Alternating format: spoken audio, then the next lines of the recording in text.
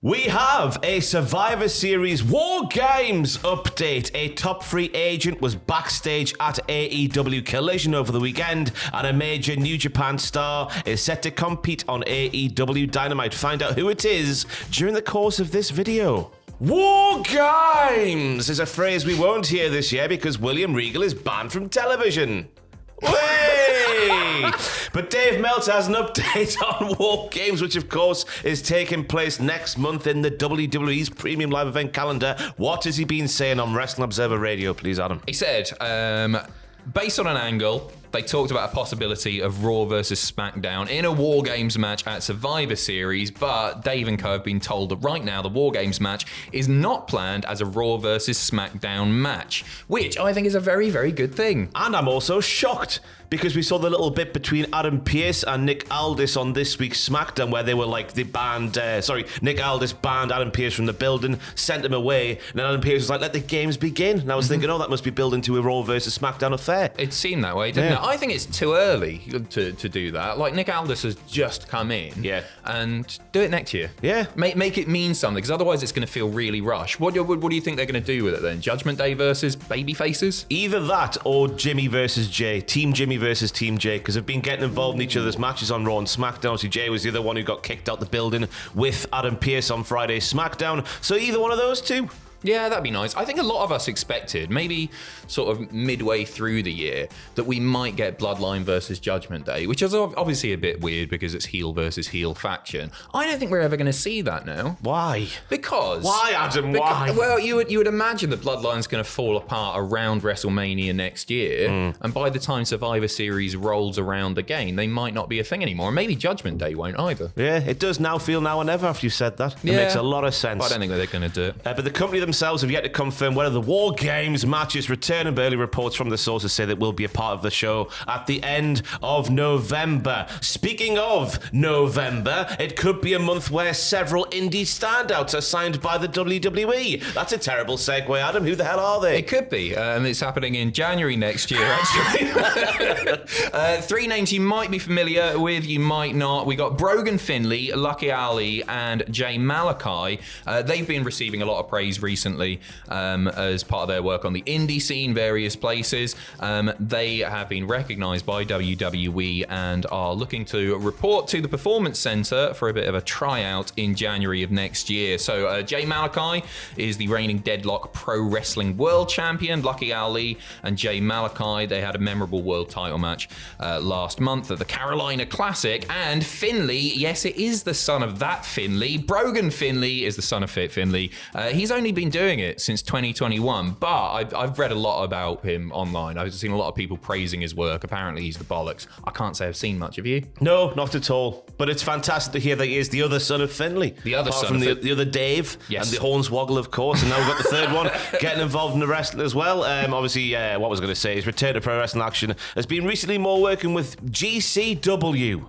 Up the GCW. I don't know much else apart from that. No, but ones to keep your eyes on because, as always, they make their way on NXT television and they either sink or swim. Mm-hmm. Yes, they do. A tag team are set to receive tag team members or a tag team member, a member of a tag team could be on the brink of receiving a singles push after recent singles work on the main roster on Monday Night Raw. More specifically, Eric of the Viking Raiders has been injured. Valerie Haller does nothing, so she's not being used anyway, so who really cares? So Ivar of the Viking Raiders has been turning heads, hasn't he, on Monday Night Raw? Yeah, one producer noted that Ivar hadn't had a singles match on WWE TV, I couldn't believe this, in nearly 5 years that went over 10 minutes, and said that he didn't, not only did he not miss a beat, but he impressed many backstage during his recent bout.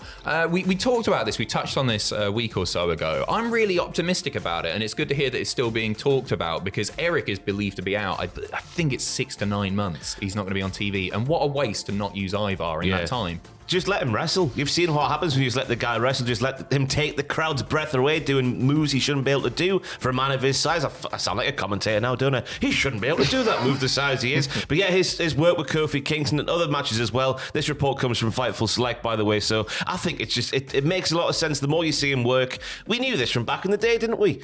Yeah. All that we've been missing on the main roster so far is that spot where he runs the ropes like for 10 minutes straight, just doing clotheslines. Remember Has he not done that yet? No, not yet. So when he does that, that could be a babyface babyface turn, in my opinion. I agree, and you know what? I think he's going to be way ahead of Eric by the time Eric comes back. To the point that people might just get behind him as a singles guy. I think Eric is possibly going to be in a bit of a difficult position because it's been underwhelming, hasn't it? Eric especially. Eric, when he cuts promos, and I don't know if I'm alone in thinking this, he always just sounds bored. Yeah, he does. At least Ivar, when he would cut a promo, we only said the odd word or two, obviously, but when he would cut a promo, he would sound like a Viking. He put a grizzly voice on, but Eric just sounded like an IT technician that was bored. Yeah, for sure. I mean, the Viking Raiders, they were...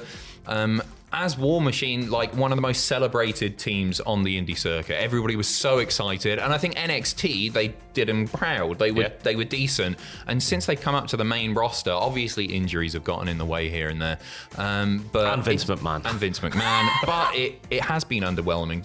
They should be the center of the tag division. It should be them versus everybody else, really. They're that good. And again, injuries have gotten in the way, but best of luck to Ivar, right? Yeah, it does feel like since the regime changed at the very top with Triple H getting more control like last year, it did start to go in the right direction with the Viking rules match and stuff, making the ring into a boat. Mm-hmm. What more do you want to see in wrestling? A boat ring. Fantastic.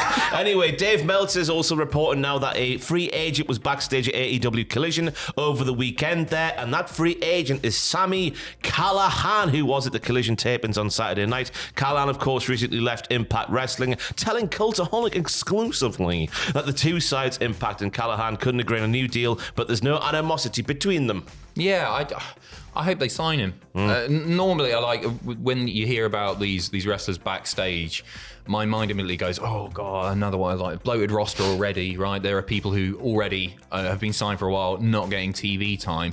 I really like Sami Callihan. We were talking about this last week, but I always thought that NXT missed a trick in Solomon Crow. Yeah, because I think it did the hacker gimmick quite well. It wasn't cringeworthy like a lot of those sort of gimmicks are. And he's a brilliant talker, and we've seen him do some pretty brutal matches in the past.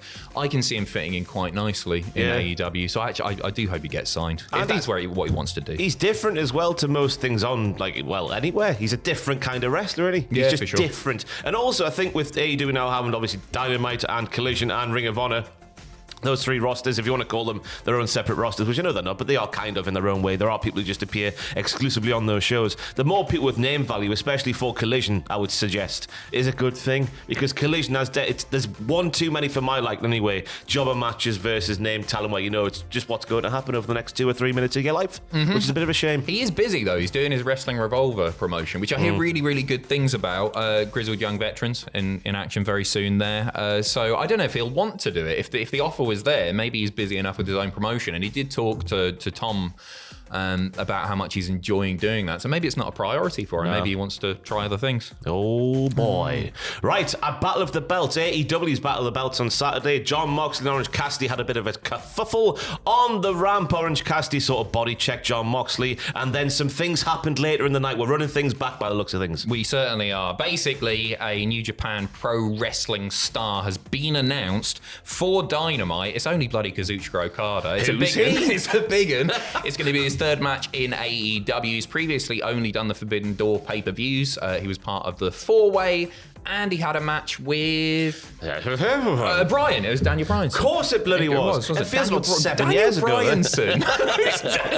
Every time. Also confirmed for Dynamite, Hook and Rob Van Dam are teaming up. They're taking on the Dark Order lads. They both love crisps. What's the deal? They love crisps. Yeah. Hook doesn't need to get high to like his crisps, but RVD gets high, eats his crisps. Makes sense. It's chips. I do apologise. Hikaru Shida defending the AEW Women's title against Ruby Soho. You got Hangman Page and the Young Bucks defending the Trios titles, the Ring of Honor Trios titles, against the Hardys and Brother Zay. And are you excited for that? That's his noise he makes, Brother Zay. That's his gimmick. It's fantastic.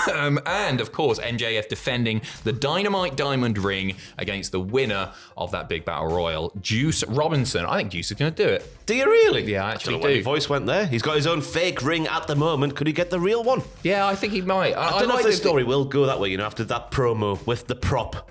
What, because he's already got the ring and he's already used that? No, the other prop that they're trying to put under the carpet. Oh, sorry. I don't know. I can see him doing it. I like the idea of MJF having that taken away from him and pawning it. They pawn it, and then he can just get it back after he after he wins at the He's got pay-per-view. 4 beats more Joey. anyway, 3 more anyway, hasn't he? Yeah, true, yeah.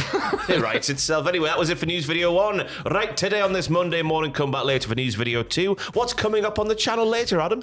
We've got 10 worst WWE matches of 1993. Hello, Giant Gonzalez.